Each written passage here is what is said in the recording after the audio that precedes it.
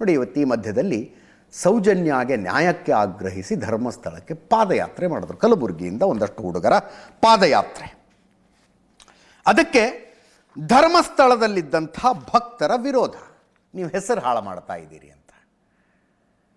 ಅಂತಿಮವಾಗಿ ಇವ್ರ ಕಡೆಯವರು ಅವ್ರ ಕಡೆಯವರೆಲ್ಲ ಪೊಲೀಸ್ ಸ್ಟೇಷನ್ಗೆ ಹೋಗಿ ಇವ್ರ ಮೇಲೆ ಅವರು, ಅವರ ಮೇಲೆ ಇವರು ಕೇಸ್ ರಿಜಿಸ್ಟರ್ ಮಾಡಿ ಎಲ್ಲ ಆಯ್ತು. ಕೇಳಿಸ್ಕೊಳ್ಳಿ ಒಂದ್ಸಲ.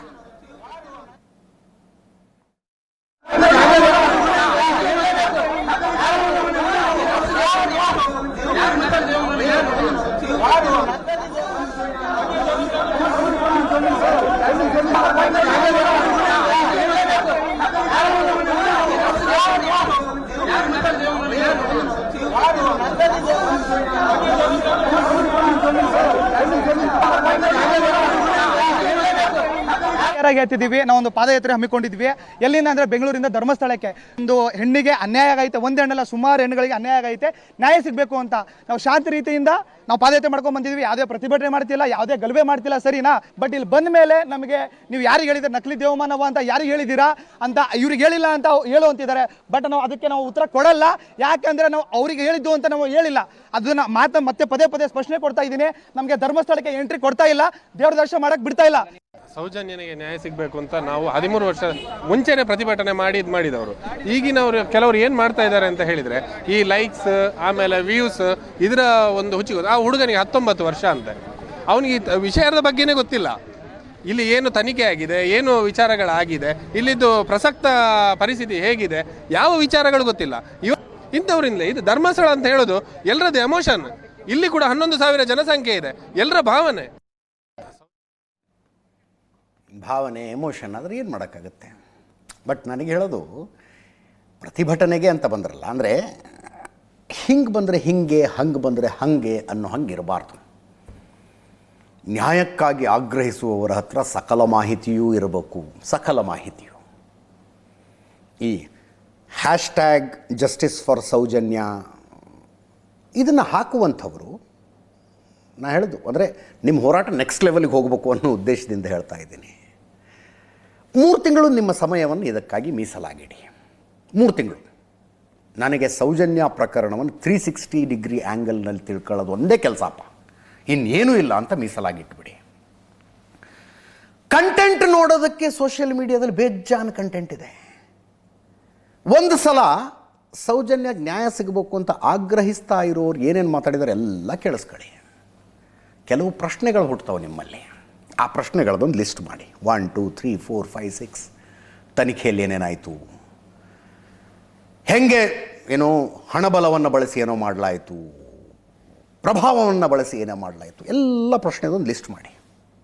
ನಿಮಗೆ 50 70 100 150 ಪ್ರಶ್ನೆಗಳು ಹುಟ್ಟುತ್ತವೆ. ಈ ಎಲ್ಲ ಕಾರಣಕ್ಕಾಗಿ ಸೌಜನ್ಯಾಗೆ ಘೋರ ಅನ್ಯಾಯ ಆಗಿದೆ ಅನ್ನೋ ಕನ್ಕ್ಲೂಷನ್ಗೆ ನೀವು ಬರ್ತೀರಿ. ಅದು ಆದ ಮೇಲೆ ಒಂದೊಂದೇ ಪ್ರಶ್ನೆಗೆ ಉತ್ತರ ಸಿಗುತ್ತಾ? ಒಂದೊಂದೇ ಪ್ರಶ್ನೆಗೆ ಉತ್ತರ ಸಿಗುತ್ತಾ?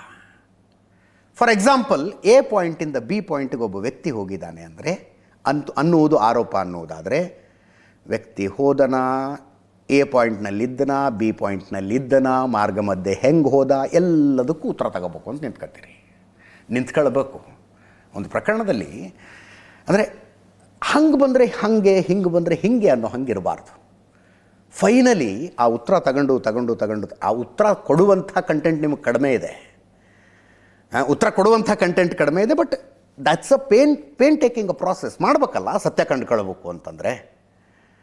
ಇನ್ನೂ ಹೆಚ್ಚು ಆಸಕ್ತಿ ಇದ್ದರೆ, ಪ್ರಕರಣದಲ್ಲಿ ಸತ್ಯ ತಿಳಿದುಕೊಳ್ಳುವ ಇನ್ನೂ ಹೆಚ್ಚಿನ ಆಸಕ್ತಿ ಇದ್ದರೆ, ಧರ್ಮಸ್ಥಳಕ್ಕೆ ಬಂದು ಅದಕ್ಕೆ ಸಂಬಂಧಪಟ್ಟವ್ರನ್ನ ಮಾತಾಡಿಸಿ. ಎಲ್ಲರೂ ಅಲ್ಲೇ ಇದ್ದಾರೆ. ಯಾವ 3 ಜನರ ಮೇಲೆ ಆರೋಪ, 4 ಜನರ ಮೇಲೆ ಎಲ್ಲರೂ ಅಲ್ಲೇ ಇದ್ದಾರೆ. ಮಾತಾಡಿಸಿ, ಆರೋಪ ಮಾಡುವವ್ರನ್ನ ಮಾತಾಡಿಸಿ. ಈ ಒಂದು ಪಾಯಿಂಟ್ ನನಗೇನೋ ಡೌಟ್ ಬರ್ತಿದೆಯಲ್ಲ ಅಂತ ಕೇಳಿ ಸಂಬಂಧಪಟ್ಟವರನ್ನು. ಆ ಕಡೆಯವ್ರನ್ನೂ ಆಗ್ಬೋದು, ಈ ಕಡೆಯವ್ರನ್ನೂ ಆಗ್ಬೋದು. ಇದೊಂದು ಪಾಯಿಂಟ್ ನನಗೆ ಡೌಟ್ ಬರ್ತಿದೆ, ಇಲ್ಲೇನೋ ನೀವು ತಪ್ಪಿತಸ್ತ್ರ ಅನ್ನಿಸ್ತಿದ್ದೀರಿ. ಆಸ್ಕ್ ದೆಮ್, ಕೇಳಿ ಅದನ್ನು. ಅಂತಿಮವಾಗಿ ಒಂದು ಕನ್ಕ್ಲೂಷನ್ನಿಗೆ ಬನ್ನಿ.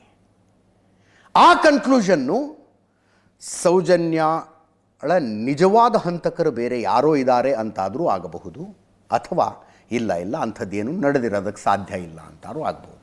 Come to that conclusion. ಇಲ್ಲದೆ ಹೋದರೆ ಆ ವಿಡಿಯೋ ಕೇಳಿದಾಗ ಹಂಗೆ ಅನ್ನಿಸ್ತು, ಈ ವಿಡಿಯೋ ಕೇಳಿದಾಗ ಹಿಂಗೆ ಅನ್ನಿಸ್ತು. Don't go by emotions.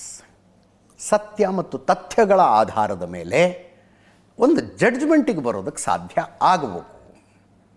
ಹಾಗೆ ಜಡ್ಜ್ಮೆಂಟಿಗೆ ಬಂದರೆ ಮಾತ್ರ ಅದನ್ನು ವೆಲ್ ಇನ್ಫಾರ್ಮ್ಡ್ ಜಡ್ಜ್ಮೆಂಟ್ ಅಂತ ಕರೀತಾರೆ.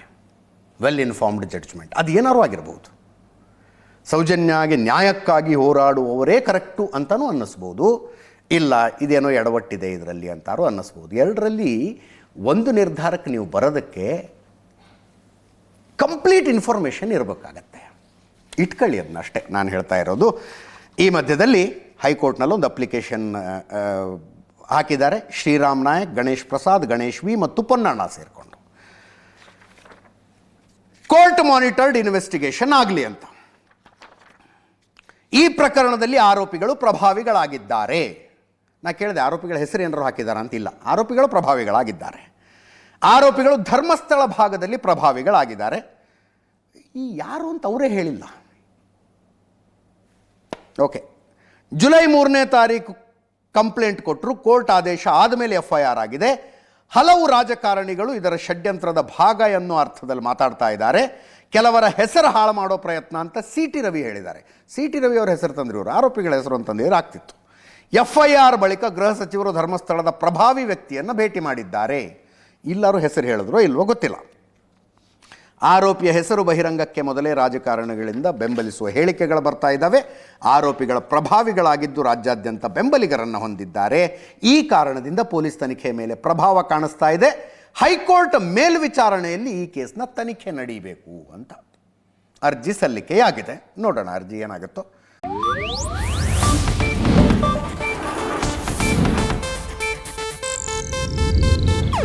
ಇದು ಏಷ್ಯಾನೆಟ್ ನ್ಯೂಸ್ ನೆಟ್ವರ್ಕ್ ಪ್ರಸ್ತುತಿ.